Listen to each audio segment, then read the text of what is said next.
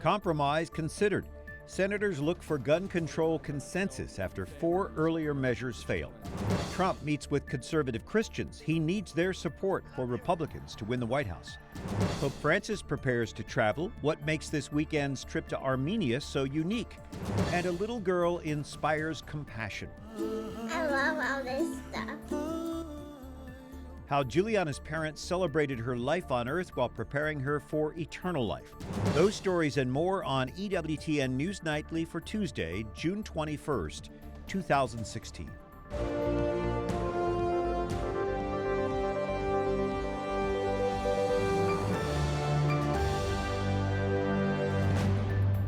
Good evening from Washington. Thanks for joining us. I'm Brian Patrick.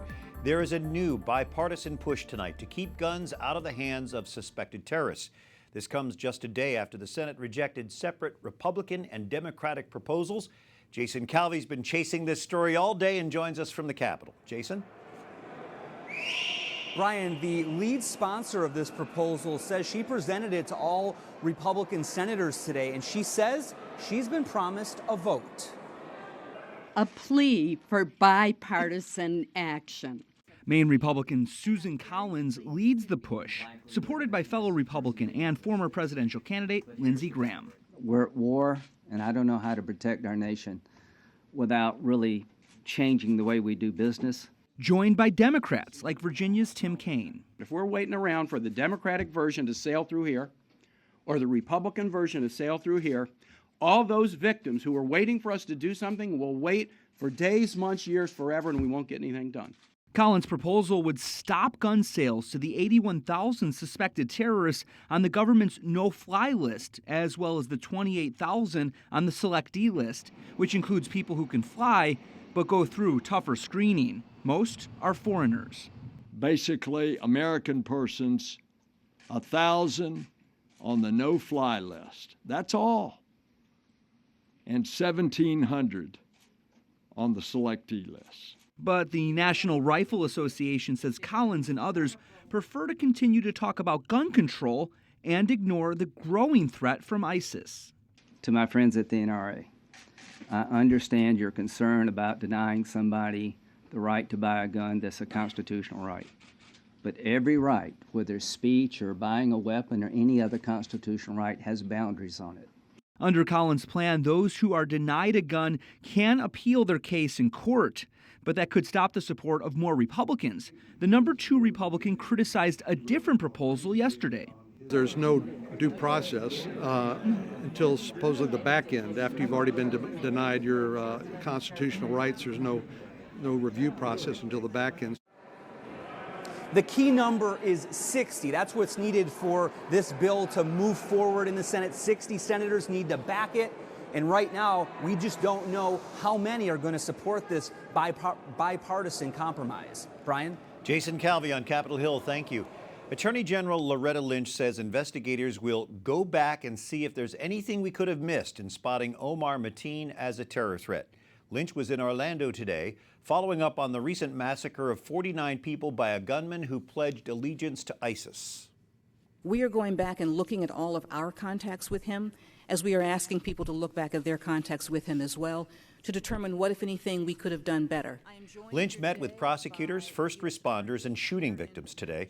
She pledged $1 million in emergency Justice Department funding to help pay for the police response to that massacre. A young woman kidnapped by ISIS shares her shocking story with the Senate today. Nadia Murad is a Yazidi who was just 19 when she says ISIS forced her into sex slavery. Her mother and 6 brothers died in a single day. The feeling of freedom, I still do not have the feeling of freedom while I'm not in their hand, but knowing that thousands of my sisters, people like myself who are getting raped on a daily basis. They remain a formidable, resilient, and largely cohesive enemy. We have to recognize their reality. It's depressing, it's sad, but it's the truth. And if we want to really protect the civilized world, if we want to protect our homeland, we have to defeat ISIS, we have to defeat Islamic terror. Murad tells the Senate that the Orlando massacre will be repeated if the world does not put an end to terrorism. Other stories our EWTN News Nightly team is covering in today's world. Pope Francis reiterates his opposition to the death penalty. He says even convicted criminals have a God-given right to life.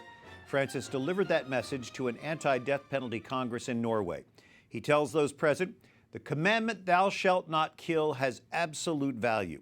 Now, the Catechism leaves room for capital punishment in cases where it's the only way to effectively defend lives, but our Holy Father says there is simply no justification for the death penalty today. Donald Trump meets in New York today with nearly 1,000 conservative Christian leaders. The Republican presidential candidate was asked about the redefinition of marriage and his pro-life policies. He convinced at least one of those attending that he'll uphold conservative principles if elected. He made several specific promises, but most notably, he promised to nominate pro-life Supreme Court justices. And the reason that that's a big deal is because no other Republican candidate for president has ever made that pledge. And the reporter involved in a run-in with Trump's former campaign manager speaks out about his firing. Corey Lewandowski was accused of grabbing and bruising Michelle Fields after a news conference. Yes, he's out, but that doesn't change the fact that Trump is still Trump. No one can make Trump say the things that he's been saying. He has said some very racist things, especially about the judge not too long ago. It's not his staffers that made him say it. It's him. So he can get rid of all of the staff that he has and bring on new staff, but it doesn't change the fact that he is Trump, and that is his character. Trump stood by Lewandowski, and prosecutors later dropped the charges. Aides hope Lewandowski's firing will end infighting, allowing Trump to focus on next month's Republican National Convention. Hillary Clinton returns to the campaign trail today. She takes a swipe at Donald Trump, promoting her economic plan in Ohio. Clinton claims Trump would send our economy back into recession. Liberals and conservatives say Trump's ideas would be disastrous. The Chamber of Commerce and labor unions. Trump responds on Twitter today saying, how can Hillary run the economy when she can't even send emails without putting entire nation at risk? He plans a speech tomorrow attacking what he calls Clinton's failed policies and bad judgment. The Federal Reserve may slow planned interest rate increases depending on the global economy. Fed Chair Janet Yellen, testifying before Congress today, warns of possible instability if Britain votes to exit the European Union. I think it would usher in a period of uncertainty, and it is very hard to predict, but there could be a period of financial market volatility. Brits vote on what's become known as Brexit this Thursday. The way is now clear for routine commercial use of small drones. The Federal Aviation Administration today creates a new category of rules for drones weighing less than 55 pounds. The long-anticipated rules would mean drone operators would be able to fly their planes without special permission. They've had to apply for a waiver from rules that govern manned aircraft. That's a time-consuming and expensive process. Boeing signs an agreement with Iran Air. If it goes through, it sets up the biggest business deal between Iran and the U.S. since the 1979 U.S. Embassy takeover in Tehran. One Iranian official says the deal could involve 100 aircraft worth billions of dollars. However, a number of factors could still complicate any agreement, even after last year's nuclear deal. Japan takes steps to defend itself against North Korea. 2 missile interceptors are deployed at its defense ministry compound in Tokyo. A spokesman says the move was made after detecting signs that North Korea is preparing for a ballistic missile launch. South Korea reports it's also closely watching North Korea's launch efforts. The U.S.-led coalition in Iraq says Fallujah is approximately 1/3 cleared of the Islamic State group. The Iraqi government declared victory there several days ago, but the coalition says parts of the city are contested, with clashes still going on. Iraqi commanders on the ground have said 80% of that city is now under their control. Venezuela is convulsing from hunger. That blunt statement from New York Times Andes bureau chief Nicholas Casey sums up that nation's crisis. Casey writes that dozens of food riots, protests, and mass lootings have erupted in the past 2 weeks. Businesses are ransacked, their shelves left empty, and at least 5 people have been killed. Nicholas Casey joining us now from Caracas, where he is based. Describe what you're experiencing there right now, Nick. Well, if you just get up in the morning in Caracas and walk down the street, you'll see that there are huge lines of people forming as early as 5 a.m. in front of grocery stores. And that's because people are looking for food. They may be 50 people, they may be 500 people waiting. And in the last couple of weeks, these lines have turned into mobs, which have come to sack the stores, to take everything in these stores. And this is happening now throughout the country, where there have been lootings because people are so hungry. People were even going after the delivery trucks that are delivering the food, tearing open the back of the trucks and taking everything inside. And that's meant that the trucks now, the foods, are being transported with armed guards. And there are even in many places National Guardsmen standing in front of the bakeries so people don't take the bread. You know, with the largest oil reserves in the world, why can't Venezuela feed its people? Well, it's because of the oil that, ironically, Venezuela is in so much trouble right now. The country became so dependent on the price of oil that the government assumed that with high prices of oil, they would be able to do everything that they could for as long as they needed. Now that the price of oil has fallen, they're realizing that they can't provide everything that they had promised. And for that reason, they don't have enough money to import the food that they need. And they just don't have as much in the government subsidized stores that they used to.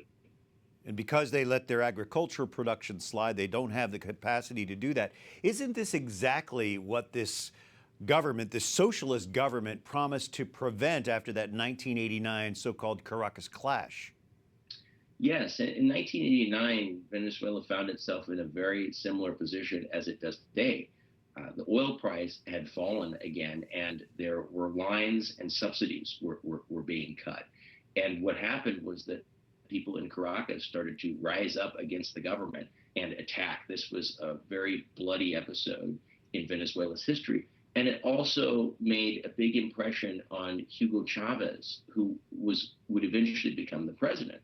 He always cited the Caracas clash, as the reason, as the point when he knew that leftists in Venezuela needed to take charge of the government and to try to provide for the people. Ironically now, it's Hugo Chavez's successors that are finding themselves in the exact same position, a very similar position, as those during the Caracas found themselves in during those years of those huge clashes. Nicholas Casey, Andy's bureau chief for the New York Times, joining us by Skype from Caracas. Nicholas, thank you so much. We appreciate your time. Thanks so much. Coming up, massive Christian burial for a Nebraska toddler killed by an alligator, and how a 5-year-old girl is being remembered in a unique and beautiful way.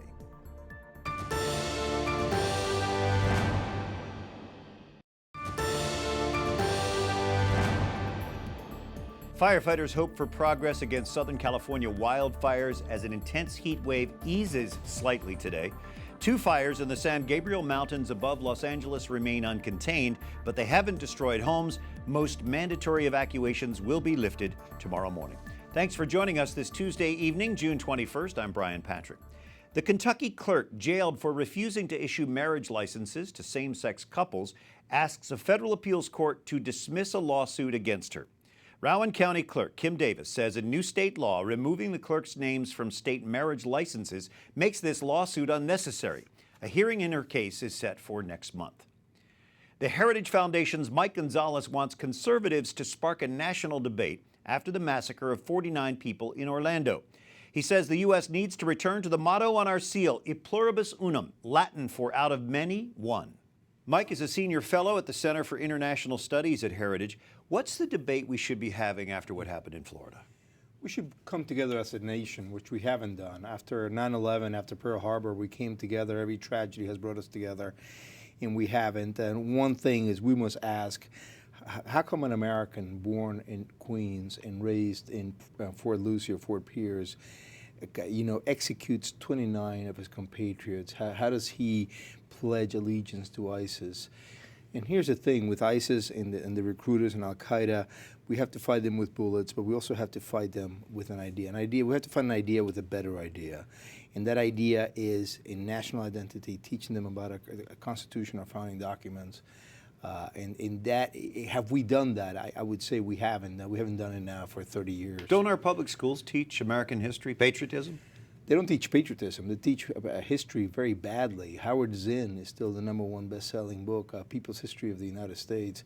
And what that teaches is that the founding was a farce, was just old men trying to keep privilege onto themselves. It's a pack of lies, and this is what's being taught to our children. The concept of assimilation, which the founders put in right at the beginning, teaches that everybody can become an American. Lincoln talked about that. That immigrants could be like the descendants of the founders. Like Paul said about what Christ did, that even Greeks and Gentiles could be the descendants of Abraham too. It is very similar. It's actually very inclusive. Assimilation is a very inclusive concept. So you're saying that what happened in Florida didn't unite us. What do you suggest? Well, I think that we need to have a national conversation about multiculturalism, about what this political model has done to the country. The founders very much understood that this was a country of immigrants that needed to have one national identity, one nation, in order to keep together the constitutional republic they had created. Constitutional republics require a lot of work, and the know-how of the upkeep of constitutional republic doesn't come in the bloodstream, has to be learned, has to be taught. It sounds like it has to be relearned. Mike Gonzalez with the Heritage Foundation, thanks for your insight, Mike. Thank you.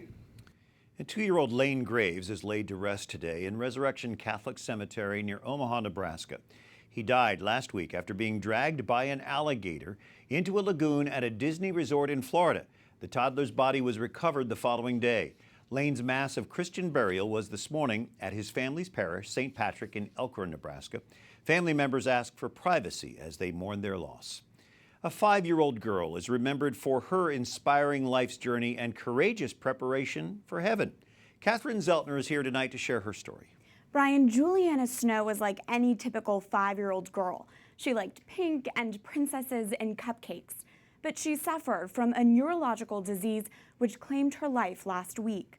Now her family is choosing to celebrate her life in a unique way because they say that's what Juliana would have wanted.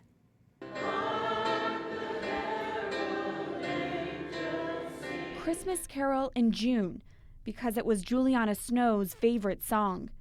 She passed away last week at the age of 5. Her mom, dad, and brother arranged a celebration, more than a funeral, with all of her favorite things. Mourners decorated cupcakes and painted their nails. Children played with her toys. She would say, why not? She loved bright, fabulous, more is more, fun. Every day, Juliana wore one of these princess dresses. From an interview last October, her nails were painted in pink and white polka dots. And despite her breathing mask, Juliana loved to sing one of her favorite songs.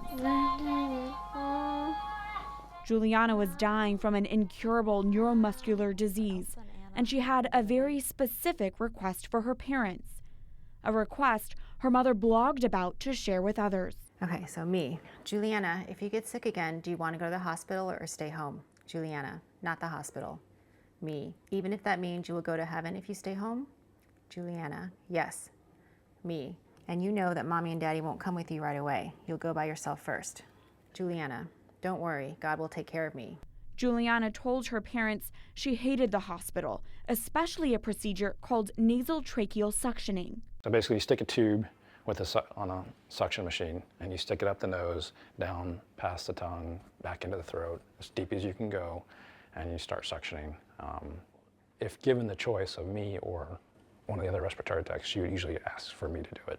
Her father gets emotional thinking about the procedure and whether it would save her life to do it again if Juliana got an infection. I don't think so. A year and a half after Juliana made her wishes clear, she died not in a hospital room, but in her pink princess bedroom. She went after 18 beautiful months. She didn't go after a year of horrible hospitalization. Things got a lot easier for us when we started following her lead and listening to what was important to her. She died, I think, exactly where she wanted to die. Her family says Juliana arrived in heaven on her terms. Juliana's disease was like a prison for her body, but not her spirit. But now that prison is broken open, and Juliana can soar on angel's wings. After Juliana died, her mom wrote on her blog, "The only thing powerful enough to get through life without Juliana is God's love." She says God's love is his greatest gift, and her little girl shared it with everyone. Brian. Thank you, Catherine. May she rest in peace. Up next, papal visit, what the Pope plans to do on arriving in Armenia. And religious freedom is more than protecting religious artifacts, how people of different faith backgrounds can better understand each other.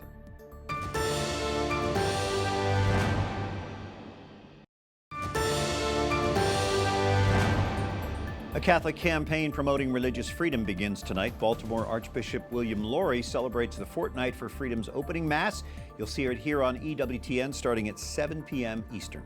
Thanks for joining us this Tuesday evening. I'm Brian Patrick. This weekend, Pope Francis travels to Armenia. The Vatican today unveiled its schedule for the two-day apostolic visit. Mary Shovelin is our Rome producer, joining us now from the Eternal City. Mary, what are some of the most significant moments that you anticipate for the Holy Father's journey this weekend? Well, he'll arrive on Friday, Brian, and he'll be going right to the cathedral for a moment of prayer. But the rest of Friday is pretty normal. On Saturday, this will be a great focus of the world's attention will be on his visit to the memorial to the Armenian genocide. That will happen first thing in the morning. He's going to meet also with descendants there of people whose ancestors' lives were spared because of the intercession of Pope Benedict XV, who welcomed these people fleeing the Armenian genocide here just outside of Rome at Castel Gandolfo. He's going to meet with their descendants, and they'll get to say thank you, and they'll pray together. He'll also have a Mass on Saturday, and then in the evening, they're going to have an ecumenical prayer service. Now, the Holy See Press Office is saying this is where they expect the most greatest turnout in the tens of thousands. Then on Sunday, he's going to celebrate Mass on his own, but then he's going to go participate in the Orthodox Divine Liturgy. But in the afternoon, just before he comes back to Rome, he's going to visit this monastery, which is just across the border from Turkey. There, he'll release doves that will fly into Turkey as a gesture of peace and a remembrance and a kind of a nice way to end that trip on a positive note. Important symbolism there. Francis has referred to the 1915 massacre of about 1.5 million Armenians as the first genocide of the 20th century. How is the Vatican handling this very sensitive topic? Father Lombardi pointed out today that there are two ways we can refer to the horrible massacre. He said no one's denying that this happened. It's horrible. And he went on quite a bit about how awful it was, and it's a historical fact. He said we can call it genocide, or we can call it, as the Armenians do, Medjugorje. And he said this actually is something even worse than genocide. It means the total destruction of a people based solely on their blood. He said it's quite awful. So he said let's not get bogged down with the semantics of which word the Holy Father is going to use, but let's remember this horrible tragedy and look forward. Which is what the Holy Father wants us to do. You'll see full coverage of the Holy Father's apostolic journey here on EWTN. Mary Shovelin, thanks for joining us from Rome. Thank you, Brian. And a noted scholar says true religious freedom demands we make space for difference in our society. Dr. Jennifer Bryson says this applies even when we don't understand the reasons for a particular religious practice. Dr. Bryson is the Director of Operations and Development at the Center for Islam and Religious Freedom. What personal experience leads you to this conclusion? A few years ago, I had a Muslim intern come work with me, and he refused to shake my hands for religious reasons. And this is an unusual practice, and it's very different from the approach of my own Catholic faith. So I had to take time to learn why this was important for him. Do you think this same openness is extended to Catholics and other Christians and Christian principles, Christian beliefs? I think it is right now, but I worry that we're seeing a window narrow. I have friends who are Catholic nuns, and their habit, for example, is very important to them. Is there going to be room for them in our society to follow their own practice? How interesting, because often I'll see a Muslim wearing the black robes, and I think of nuns dressed in a similar way. It seems odd to us, but I'm sure that seems odd to plenty of other people. So we can accept the Islamic faith of Muslims, but how do we guard against this Islamic extremism that we're seeing behind terrorism? Our Constitution and rule of law are our best friends, and we need to separate terrorism as a criminal act and welcome everybody in society, Muslims and others, who support rule of law and peaceful pluralism and work together. So let's talk a little bit about the children of Muslim families, how we might help them to feel part of our society rather than separate from it. I think the first here in America is to recognize Muslims are part of American history. They've been in America since the 16th century. And in addition to the Muslims who are already Americans, for new immigrants, Jesus had great advice: love thy neighbor. And we need to be welcoming to those who are new and also continue to be a society that allows room for difference, e pluribus unum. Yeah, an important part of the discussion going on right now. From the Center for Islam and Religious Freedom, Dr. Jennifer Bryson, thank you for being with us tonight. Thank you. And thank you for watching EWTN News Nightly. For our team, I'm Brian Patrick. Good night. God bless you.